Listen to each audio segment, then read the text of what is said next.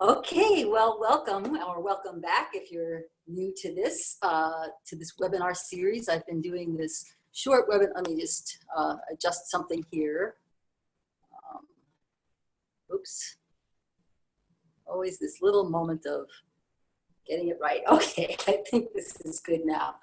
So welcome or welcome back. As I was saying, I've been doing a short webinar series last month, this month, and I'll do one again next month. And if people like, I will continue to do them on a monthly basis, particularly around the new moon, because the new moon is a great time to set your intention. I want to go ahead and open up, make sure that the chat is working. So feel free to chat at any point that you want. I'd love to hear from you, whatever you might have to say.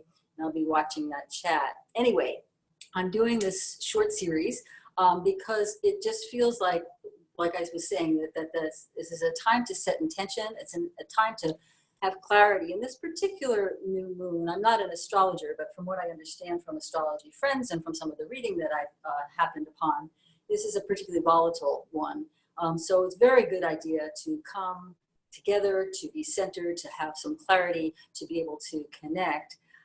And to be able to work a little bit with how the chi flows in your body when things feel off or difficult, or where you're feeling like different things throw you off center.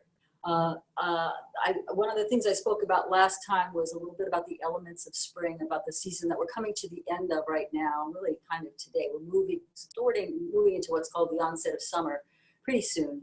But we're working in the spring, we've been working with the element of wood and the organ, the physical organ of your liver, which basically holds the emotions of anger. And when you move chi through it, when you start to create an internal flow, that anger or the other part of it is frustration turns into kindness and forgiveness, that I always like to emphasize is mostly oriented in forgiveness of yourself for whatever situation you might have entered that feels off to you or that has been difficult for you.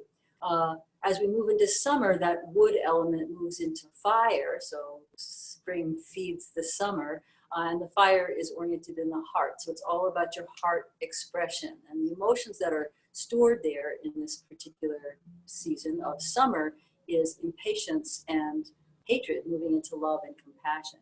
We still really are in spring, so this initiation of the new moon and sort of the ending of spring makes a really happy time, or really, I would say, auspicious time to get that chi flow going. I can't remember if last time I talked about. I think I might have. I don't. Forgive me if it's a repeat for some of you, but about a year ago or a little bit more, it was springtime. I was driving in the freeway here in the Bay Area of California.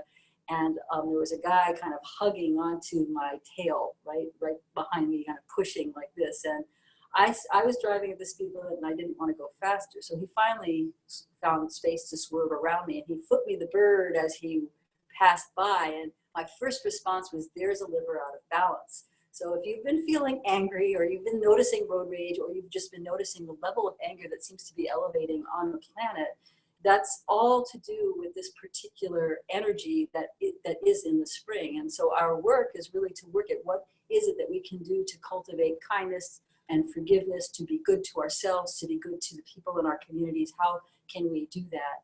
And how you can have this intention about really amping up your self-care.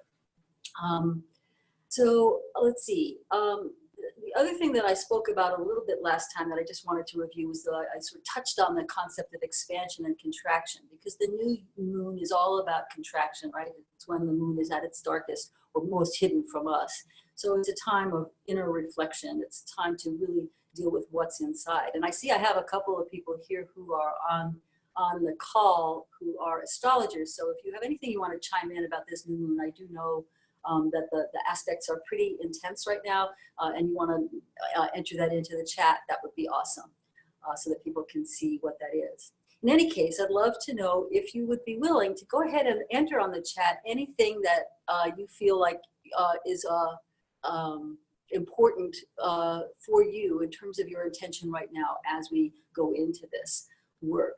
Because what I'm working with today, as we set that intention, and work with sort of planting the seeds. So last time we were working with the blossom in the spring form of having an intention in your heart and letting it go down and root. As we're sort of thinking, continuing to work in this idea of evolutionary cyclical ways of being through our chi field, it's good to always name what is it that you're intending now. Is it the same as last month, or are you coming up with something new? Is there something that's different that's happening for you? So go ahead and name in the chat what your intention is for today, and we'll do a little work with that in a minute after you've named it. So I put out an email, I think a few days ago, asking you both what your intention was, and then I also asked you what, if anything, stops you from that intention. What stops you in your track? Because the theme I wanted to work with today, as I said in the wherever it is that you signed up, is that I want to work first of all with the concept of boundaries and how to create what is sometimes called a win-win, or how to create boundaries in a way that keep you whole and at the same time keep you connected. And one of the things that I talk about a lot in my book is how boundaries, when we have good boundaries, that dissolves barriers. So when we don't have boundaries, we either tend to merge with somebody else, or we end up sort of putting out a bunch of protective energy or something that's pushing people away. We create barriers. We create like a split, a lack of contact as a way of taking care of ourselves. So the question becomes, how can we stay connected? When we're in boundaries, one of the things that came to me when I was writing my book was to say that boundaries are really I am as opposed to you can't. It's ability to hear yourself first, to be able to connect with yourself first. So as we work with this intention, we want to be able to have that sense of protective energy that allows us to hear what that intention is and also to hold it regardless of what's happening in the world around you. I have a Way of Joy women's community, and in that community, we work sometimes with the concept of being at the eye of the storm. What does it mean to really stay connected to that inner voice, to your observer self, to the part of you that can really know where you are regardless of the various stimuli that are coming at you or that may be throwing you off center? What are the things that we can do to come back to center? So when I talk about I am as opposed to you can't, it makes me think about this one story that I was teaching a Qigong, kind of an adjunct Qigong class to a singing workshop. It was a singing retreat that I was on. And the person who was instructing or who was leading this retreat was having the singers try to sing a second. And a second, for those of you who don't know music very well, is when two notes are right next to each other. So it creates kind of a dissonance. It's a very difficult note to hold because it's easy to slide over into the note that's right next to it if it's being sung right next to you. So they were going on for, I don't know, maybe 20 minutes, half an hour, trying to hold their note in this configuration and weren't being able to do it. And I sort of popped up with this idea because I was, like I said, I was a Qigong instructor for this, and I thought, what would happen if we create some energetic boundaries? Well, we did a form for energetic boundaries, and people practiced it for about 5 or 10 minutes and went back to singing a second, and they could hold their note absolutely. So this is a metaphor. This happened literally, but it's also a metaphor. So how do we hold our note? How do you really listen for that internal sense of what your boundaries are? So let's go ahead and do a little bit of Qigong just to kind of ground it. Let's see if we have a few people who said, great, I'm loving these intentions, robust health and vitality, beautiful, commitment to being confident. Nice to see you, Elizabeth. Clarity of purpose, to open myself to all possibilities, being present with responsiveness and joy, vitality. Well, you've read it and you can see it yourself, so I won't keep reading, but I love what you wrote, Mady, and also Ariana. So this is great, great, great intention. So let's go ahead and embody that. I'm going to do my little moving the chair back and forth thing, just because I haven't figured out yet how to have it be that you can really hear me and at the same time see me. So this, again, this is directly from what we did last time. Your left hand is underneath your right, and you're going to have the back of your right knuckles landing right on the pads of your inside of your knuckles of your left hand. This point of contact is really important because it's a place where you create a kind of container for that intention. It's like saying it's not going to slip through your fingers. It's not going to slip away. There's a sense of really holding it like a seed in the palm of your hand. So your hands are going to come down to your lap, and I'm going to hold them a little higher so you can see me. And then we're going to bring the hands up to the heart.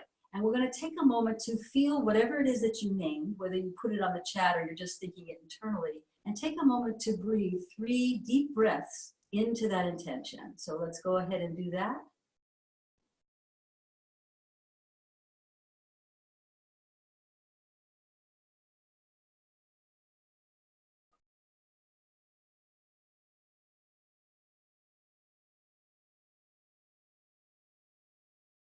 Very, very good. Okay, and then just let that land. And I'm going to go ahead and take it so that your hands are now going to open. We're going to make a little wave of energy with your hands and bring your fingers down. So you're going straight down onto your knees. The hands are resting on your knees with the fingers pointing down towards the earth. This signifies the roots. And remember, one of the things that we've been working on is how the roots can move around sticks, stones, obstacles to go deep into the earth. So you're rooting that intention of what you're claiming. Now, this next part, I'm going to take a moment to work into the next piece that I wanted to address today that's not necessarily part of the Blossom in the Spring form, but to ask you, what are some of the things that stop you when you think, oh, I'm going for health and vitality, or I am going for clarity of purpose, or I'm going to be able to increase my responsiveness and joy? What are some of the things that stop you? I'm going to go ahead and take a look. So just type in whatever comes to you that you might want to say about your own sense of what stops it. A belief that you can't have it. That's really a big one. I love that. And you can also, if you don't want to share it with everybody, you can always just direct this to me, and I won't name you. What else stops you from that, from your intention? So one of the things that oh yes, too much to manage. I think that that's been my truth today. Scatteredness, same sort of thing. And yes, physical issues, right? We have various different types of people who have various physical things that you're dealing with. The fear around that can totally be a stop. Stories of invisibility, getting caught up in other people's stuff.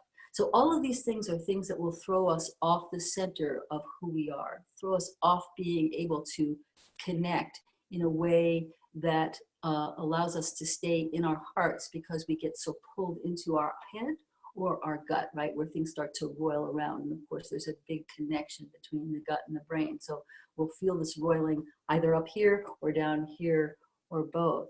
So one of the things that we want to do is to be able to calm that. And one way we can do that calming is by relaxing in your solar plexus. So your solar plexus is at the heart of your boundaries. What do I mean by that? On a physical level, in Qigong, the external energy that you have, what you emit, the ways in which you appear to the world around you, is a field called Wei Qi. It means outer or externalized energy. And that energy that extends out from you is incredibly important, both in terms of how we experience our lives and how other people experience us. So when we're in our boundaries, when we're a place of I am as opposed to you can't, it's a way of kind of coming back into what is our core value, our core belief, our core sense of how we define ourselves, our beliefs, our thoughts, our feelings, our choices, our behaviors, what we choose, what we don't choose, what we want, what we don't want. All of those things constitute our boundaries. The clearer that we become about those boundaries, the easier it is for this to make kind of a transformation, to be able to go into what that next step would be. So if you have these things that keep you stuck, you can't have what you want, being caught up in your head, can't keep up with everything that has to be done, a fear about consequences, all of the various things that you've been mentioning on the chat, I'd like to ask next, what would you say is something that you can do about that? What are some things that work for you when you want to change it? So I'm assuming that you have your own wisdom. It's not like any of us have all the answers, but I'd love to hear from your wisdom. When you feel you can't do it, what is one step that you can take to keep that from stopping you in your intention? What's one thing that you can do that can keep you from getting stuck in that way? So go ahead and write that down. Okay. It will be recorded, Christina. So while you're thinking about that,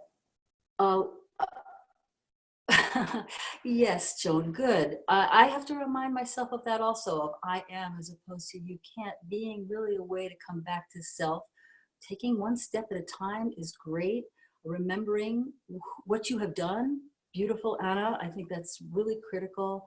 Present moment, of course, being able to physically relax. So one of the things I'd like to share with you now is something that I would love you to incorporate as a way to embody the I amness, the core of your boundaries, the central physical place from which we extend that externalized energy. That externalized energy is the I amness. Okay, so let me see if I can be a little more clear. I said a little bit about how I define boundaries versus barriers.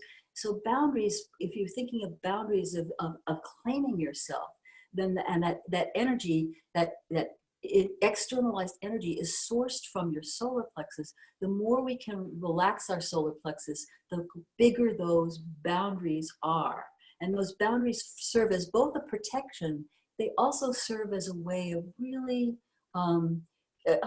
connecting with people, right? So when we feel confident in ourselves, we're able to connect in a way. When we don't have those boundaries, we are either afraid or we've lost ourselves entirely, or we have to push people away. We're angry and rageful. So this is all about how do we stay centered in our hearts with our own intention, even when you are being pushed, so that and that's why I call it boundaries as a win-win. So it's not about this, it's about how do I really feel connected to you? What does that mean? And how do I still not lose myself in that process? Okay, so solar plexus bowl. Let me see if I can close this for a second so I'll see what you can see here. We're going to put your hands on your solar plexus with your right hand on top, right where your ribs come together, and your left hand underneath. So we're just putting right here, fingers right in a line from your xiphoid process, which is the little bone that comes down from right between your rib cage, upper ribs. And we're going to just lightly put the fingers on the solar plexus and breathe. So I can see I'm still not really good in angle here. So here, lightly touching your fingers to this area, breathe. And as you breathe, I'd like you to notice if your solar plexus feels tight or if it feels open. Okay, tight or open, or somewhere in between. The goal is to let yourself relax. You're not pushing in or trying to massage or do some kind of pressure point in your solar plexus. On the contrary, the lighter you are, the more you're going to let that energy flow. You want to have a sense of the energy flowing from your fingertips all the way back to your spine, to the front of your spine. And breathe. So as the energy from the fingertips goes into your body, connects with your spine, just allow the solar plexus to relax. Because here's what happens when we feel threatened, when we feel like our intention is being impeded by something, whether it's internal or external, we tend to tighten the solar plexus, which cuts off the chi field. It's a natural thing, right? It's like if you're going to be hit, you kind of want to contract, but at the same time, we're contracting even at times when we don't need to. So this is a time where we actually want to keep that chi field open. So as we have the sense of contact with the solar plexus, it gets used to relaxing even when there's contact there. Because the more open it is, the more energy comes out, creates this chi field, sort of shaped like an egg that's around you, several feet. It's measurable. It's what people see when they see auric fields. Maybe next webinar, I'll bring the pictures I have of a picture of myself when I was just kind of in my regular state, and another where my chi field was open. So you can see how it extends when we do these types of practices. Anyway, here we are. We're going to now take the fingers as though there's a bowl here, and you're going to dip down into the bowl, almost like you're removing any old debris, old memories, old stuff. You're going to have your fingers come here, and as you breathe, just imagine that those fingertips are diving down into that bowl and just releasing. And we're going to go fairly quickly today, but you can certainly take a longer time with it. Hands come to the outside, same thing, dipping into that bowl. And just imagining it's gently massaging or moving or scraping away old material there in your solar plexus that keeps it reacting instead of responding, reacting in tension, reacting in oh no, reacting in fear or anxiety. And then the fingers down underneath from your navel center. You're going to do the same thing, pulling up. Just imagine scooping out any old debris. And then we're going to just move energy out from the solar plexus. Now this is a very truncated version of something called the solar plexus bowl. It's quite a bit longer than that, but I want you to be able to just think about doing this the next couple mornings perhaps, just to relax that solar plexus. If you don't remember it, just place your hands right over your solar plexus and warm it so you can feel whatever you feel there. Okay, so let's take a look at the chat here and see what people are saying of the different steps of what you're coming to into the moment. Meditate, be in nature, move nature. So beautiful. So what's happening here then is when you're doing the solar plexus bowl, it's going to help bring you back. Just go, oh yeah, I do have a recourse of something that can keep it from stopping me, to keep those different elements from stopping me. I'm hoping that this makes sense, or if you have a question, you'll just go ahead and post it on the chat because I will keep looking at that. Now, if you feel stuck, what happens if you feel like, okay, my solar plexus, I've done that, but I still don't quite have a solution. I don't know what to do. I feel like I'm still roiling. My gut's still roiling. My head's still roiling. What can I do? One of the favorite Qigong movements that so many people in the Way of Joy community particularly love to do is called the shower. And it makes me think of a story that my wife Sherry has said, and I actually wrote about it in the book because I was so moved about it. She was in a time of intense pain during a certain point of her life back when she was in her, I think, 20s or late 20s or early 30s. And she had some stuff happen in her life that she kind of went into a retreat for a while. And her spiritual practice and her solace was playing music. She's a singer-songwriter. So she was working with her music and she would record it. And when she recorded it, she didn't like how she sounded. She felt like she sounded squeaky or just didn't like her own voice. But one day when she was listening, she heard something where it was like, oh, I like that. And she says she heard a voice of guidance that said, listen and follow that one note. That's one true note. So this is something that, how do we bring in one true note? What is it that we can do to hear one true note? And from your chat, I'm already seeing so many of you are already accessing that. You're already looking at what that one true note is. But I want to just add this for those times when you can't access it. Maybe it's times of extreme discouragement or stress, or you've heard unwelcome news and you just can't process it. To just take a moment to open up your crown and bring your hands up. Once again, I'm going to back up over your head, and then bring your hands down the front of your body. So you're going to do that 3 times. So inhaling up, and then exhaling down. And as you do this, lengthen your spine, inhaling up, and then exhaling down, and then bring your hands to your heart, and take a moment to breathe and listen. And as you listen, I'd like to hear from you anything that comes to you when you do that move, when you start to open up that access to what I call divine guidance. I also call it your observer self. I know Buddhists refer to this as the witness, the part of you that's neutral and compassionate that can take in information. What do you hear right now when you do that move? Yes. Opening and I am okay. Yes, yes. please go ahead and write. And if you don't hear anything, do it a few more times. Bring your hands back to your heart.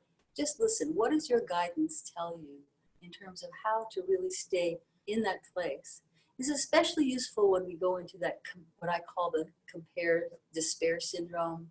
Oh, so-and-so is my age and she's got so much more energy, or so-and-so has got this business and it's like mine, except they're really soaring and I'm just stagnant, or so-and-so has got, so much better relationship with her kids, or whatever the things are where we compare ourselves to others and we come up short.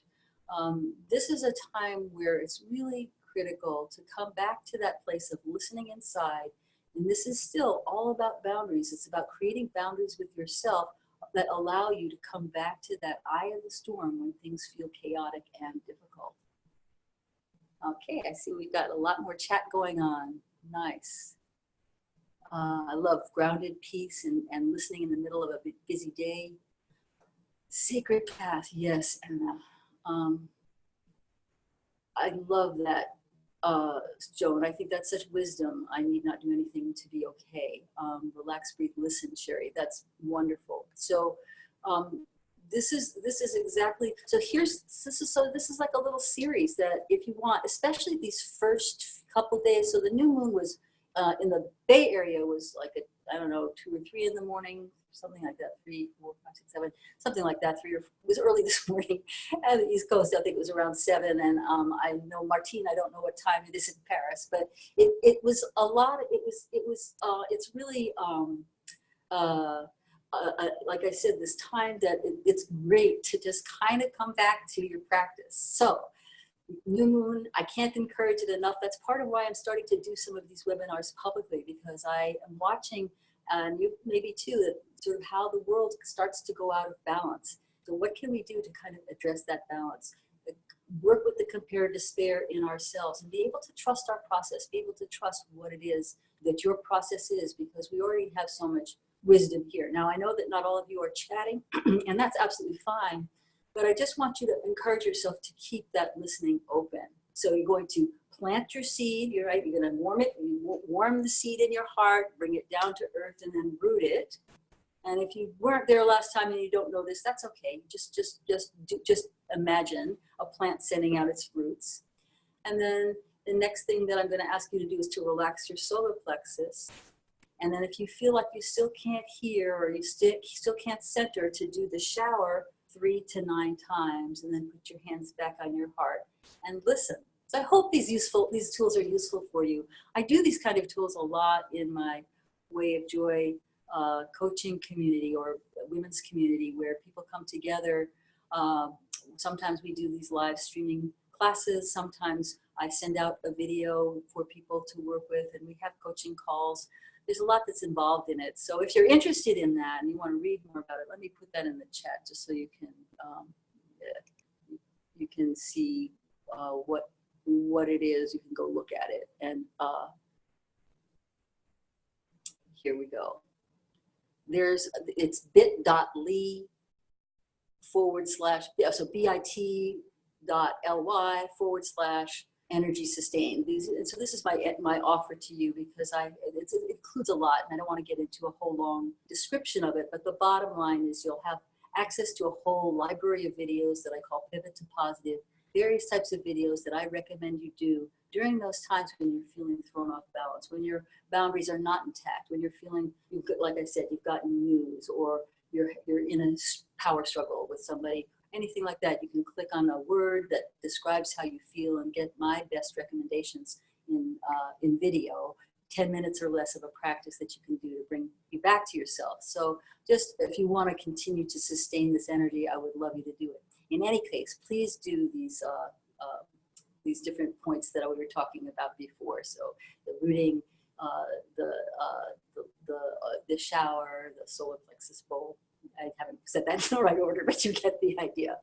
Okay, so I want to open up for coaching for anybody who has anything that you would like to say about this process. I think that I covered pretty much what I wanted to cover today in terms of talking about the importance of boundaries. Boundaries is one of those things, when I was looking at the description of what I wanted to offer today, I thought, oh my gosh, I could do probably a week of information on each one of these topics. So really, I am only just doing an overview. And I do go into more depth when we're working in the Way of Joy community. There's several people here on the line who are part of that community.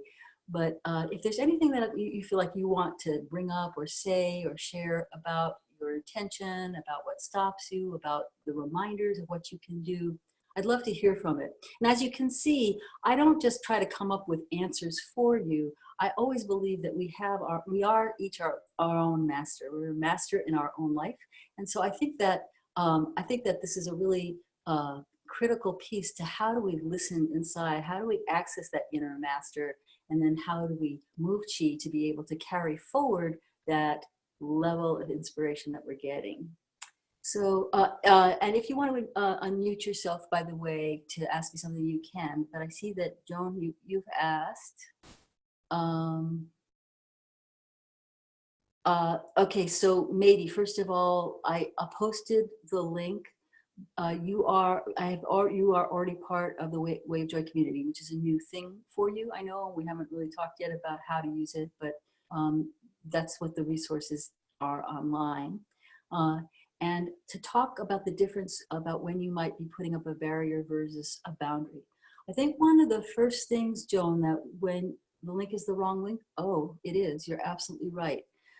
That means that I need to type it. So give me a chance here and I will do the best that I can, given that I'm on an iPad and it's energy sustained. So much for being prepared. I thought I had it totally together. Thank you, Jen, for letting me know. So what I was talking about in terms of the boundary and barriers, the difference between it. A barrier, I think of it as almost like porcupine quills. You know, it's like it's energetically, it's putting out. It comes up when we don't have boundaries. When for some reason or another we're not being able to stay intact with our boundaries. So the quality of it is more, I would say, aggressive or more fearful or more panicked or more harsh. Where with boundaries, it's simply centered and clear.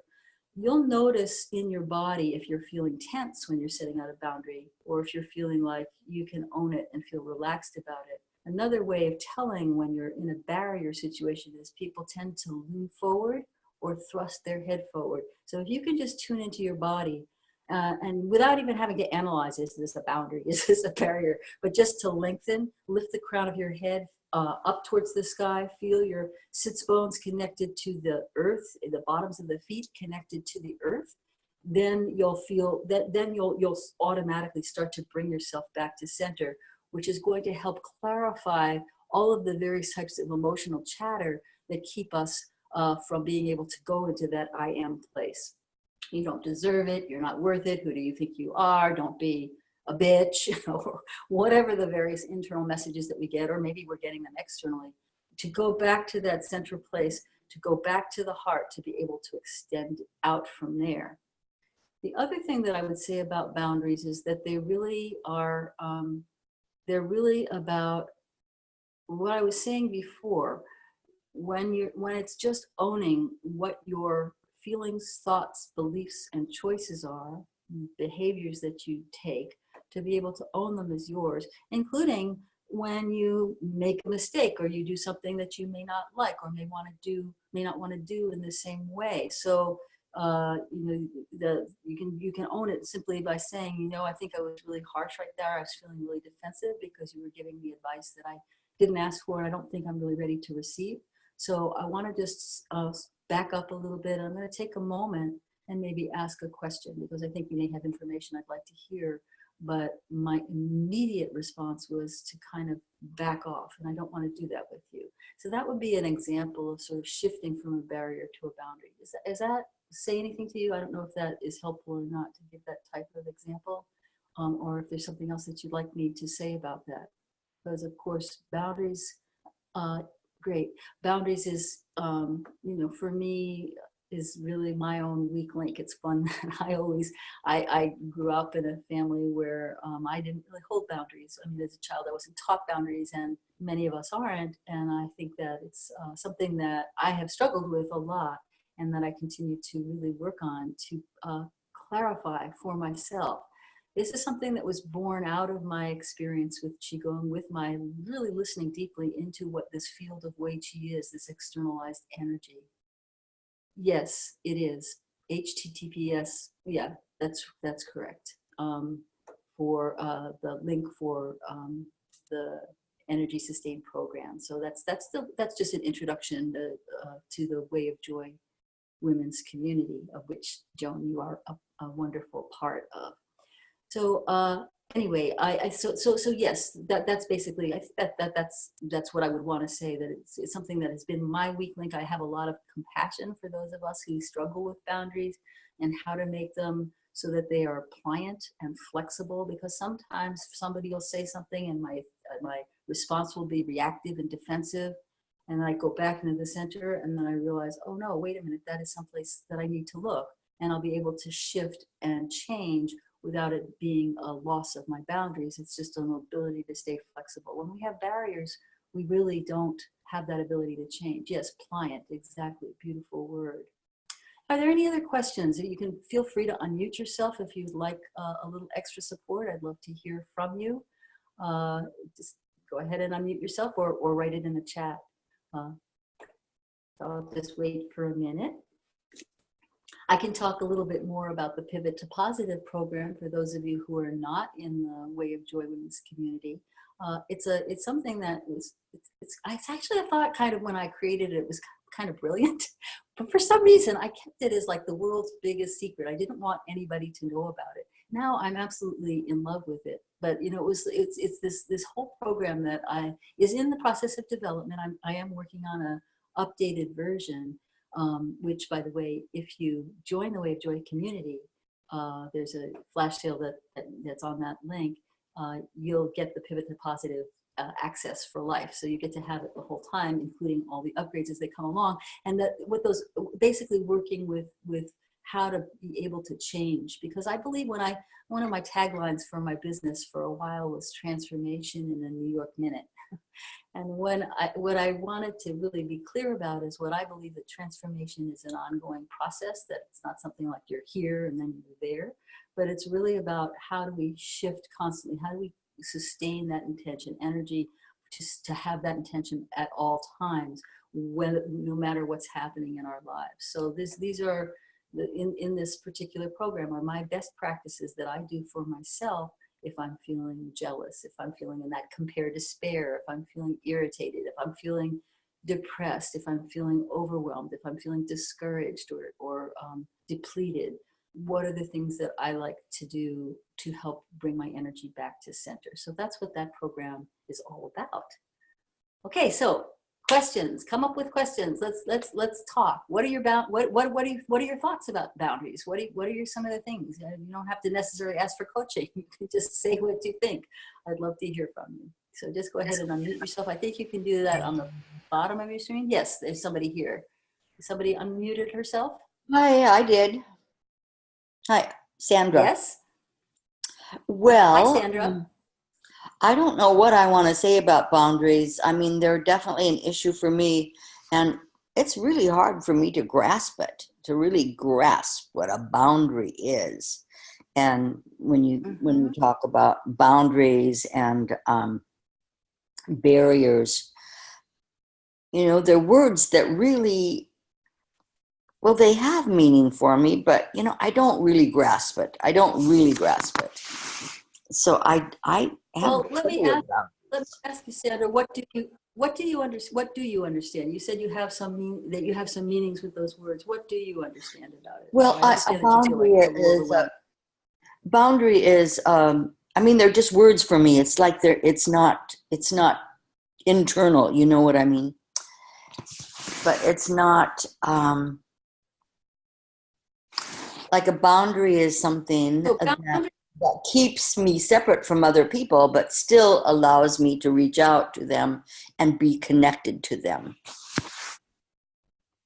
To me, if you don't have boundaries, it's impossible to connect with somebody else. Because if you don't have boundaries, which is that clarity of what you think, what you feel, what you believe, if you don't know what those are, then who is it that's connecting?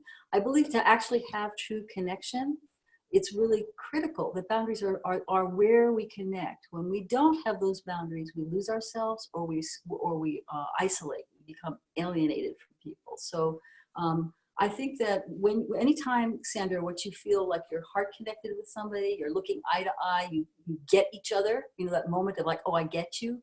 That's a place where boundaries connect, where there's an interaction. So it's when we don't have them that then we just feel alienated or separate, or sort of what you described in your story when you were experiencing something physically and people didn't notice, and some part of you was glad because you were trying to put up that facade, but it was also kind of sad that people weren't getting that something was wrong. So that's an example of a barrier where you're sort of putting up that facade, trying to pass, and yet something else is going on underneath. Does that help? Yeah. Okay, good. Absolutely. And yet it is hard to give up. Go ahead. Well, that did help me understand. It gave me another dimension. Good. That's a step. And yes, it is hard to give up familiar and safe barriers, Jen. I completely agree with you. And yet at the same time, it's when do we really feel safe? I mean, do we feel safe when we're hiding behind barriers, or do we feel safe when we're actually being seen for what we believe and think? So I think that part of it is that a lot of times we set up barriers in order to feel safe because there's fear, so that there's a desire to hide. And at the same time, when we're in hiding, there's no way about feeling safe. No, it's not. It doesn't feel safe. Yeah. Right. Yeah. Okay, so wouldn't that interplay with another possibly be we bleed into them, we become one with them versus our own self? Yes, that is part of the boundaries, that's right. So that's the two extremes of what I think of as barriers, where you either lose yourself completely, where you, like you said, bleed into them, what a intense image, we become one with them as opposed to remembering what we think. It's a way of betraying ourselves, betraying who we really are. So breaking through that fake safety is all. Jen asked about breaking through that safety or fake safety is to recognize that, first of all, that that's what you're doing. So to really ground in that, to know, okay, for some reason I don't feel safe here, and what is it that I can establish that would be true and appropriate that will allow me to feel that safety. So the grounding of it is the first step, I think, about breaking through it. To recognize it and then ask yourself, is this where I want to be? Because you get to choose. That's part of your boundary. Yeah. Well, thank you. Okay. You're welcome. Thank you for speaking up. All right. Did anybody else have anything that they wanted to say? So we're coming to a close here. All right. Because if you don't, I'd like to just kind of review again what the Qigong is that I'm asking you to do. So let's go ahead and let me close this. All right. So we're going to begin by coming back to your intention, which may have shifted since we started. And if it has, allow that. You're going to have your hands in your lap. Inhale up. And exhale, ground that seed, that intention. Then it opens up, and we're going to have a little wave of energy in the hands, and they're going to send out roots to go deep into the earth, where we're going for nourishment. We're moving around obstacles, going around those moments that you've named of the things that stop you. Okay, now we're going to add to that ability to shift from that place of being stopped by connecting with the source of our Wei Qi, of our boundaries, here with the solar plexus bowl. So we're going to put the fingers here on the solar plexus, right hand on top, the index finger up between where your ribs meet. The little finger of the left hand is at your navel center. We're going to touch lightly. If your solar plexus feels tight, lighten up the touch. If your solar plexus feels soft, you might feel it starting to draw your fingers in, then allow that to happen. That's perfectly fine. Then we're going to imagine scooping from the top. Oops. We're going to scoop from the top and breathe. And then from the sides. and then from the navel going up. So you're just imagining scooping down, sides, and up, scooping out any old material. Now, when I do this practice, I sometimes take a half an hour to do it, so I'm obviously really shortening it for you here, but that's what I'd like you to do, and then just have a sense of energy flowing. You do this movement, energy flowing from your solar plexus out. And then bring your hands to your heart and listen for your own guidance. And then infuse yourself with that guidance 3 times with the shower. Once, inhaling up, gathering the light from the sky, from the sun, moon, planets, down, stars coming down through you. And one last time, inhaling up and exhaling down, bring it back to your heart. So your heart is the central place for your boundaries, and that's where you're going to take a moment and listen. And if you feel, I know that one person said she felt sad, she still felt sad that this, that was maybe hard to follow at the same time as do this practice. I just encourage you to keep your hand on your heart and keep listening, and just notice where the chi goes. And if you'd like a little bit of extra help, of course, you can always connect with me directly. All right. So I think that brings us to our time. We are complete. So thank you so much for joining me. Please go visit my page if you're not part of the community, so that you can think about whether it's something that you'd like to do in an ongoing way. Otherwise, I will be back in June around the new moon. I'll be sending out a date for that soon. Till next time, be well and let the chi flow.